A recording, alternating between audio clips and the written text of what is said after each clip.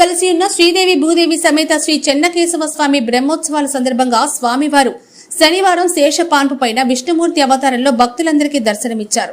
ఉత్సవాల్లో భాగంగా సాయంత్రం మేళతాళాలతో మంగళ వాయిద్యాలతో బాణసంచాలు కాల్చుకుంటూ పోలాట భజనలు, నెమలి ఆటలు మొదలగు కార్యక్రమాలు నిర్వహిస్తూ ఉభయమును దేవాలయాలకు భారీ ఊరేగింపుగా తీసుకెళ్లారు. ఉభయకర్తలుగా సోమిశెట్టి శేషరావు, శ్రీమతి అరుణ దంపతులు నిర్వహించారు. అనంతరం స్వామివారు అంగరంగ వైభవంగా ప్రత్యేక పూజలు, అలంకరణలో రంగురంగు లైటింగుల మధ్య స్వామివారు గ్రామోత్సవానికి బయలుదేరారు. స్వామివారికి భక్తులందరూ కర్పూర హారతులు సమర్పించారు. ఈ కార్యక్రమంలో భక్తులు ఎక్కువ సంఖ్యలో పాల్గొన్నారు. బ్రహ్మోత్సవాల సందర్భంగా ఉభయదాతలకి భక్తులందరికీ ఇలాంటి ఇబ్బందులు జరగకుండా ఆలయం వద్ద వంశపారంపర్య ధర్మకర్తలైన గణపం సుదర్శన్ రెడ్డి, గణపం వెంకటరమణారెడ్డి, కార్యనిర్వహణాధికారి బి మల్లికార్జున్ రెడ్డి తగిన చర్యలు తీసుకున్నారు.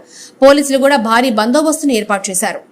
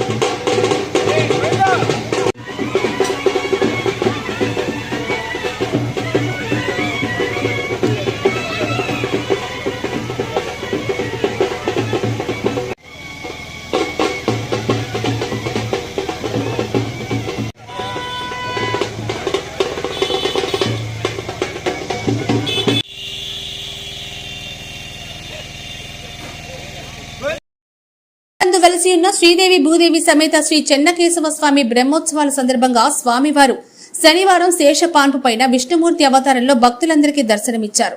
ఉత్సవాల్లో భాగంగా సాయంత్రం మేళతాళాలతో మంగళ వాయిద్యాలతో బాణసంచాలు కాల్చుకుంటూ పోలాట భజనలు, నెమలి ఆటలు మొదలగు కార్యక్రమాలు నిర్వహిస్తూ ఉభయమును దేవాలయాలకు భారీ ఊరేగింపుగా తీసుకెళ్లారు. ఉభయకర్తలుగా సోమిశెట్టి శేషరావు, శ్రీమతి అరుణ దంపతులు నిర్వహించారు. అనంతరం స్వామివారు అంగరంగ వైభవంగా ప్రత్యేక పూజలు, అలంకరణలో రంగురంగు లైటింగుల మధ్య స్వామివారు గ్రామోత్సవానికి బయలుదేరారు. స్వామివారికి భక్తులందరూ కర్పూర హారతులు సమర్పించారు. ఈ కార్యక్రమంలో భక్తులు ఎక్కువ సంఖ్యలో పాల్గొన్నారు.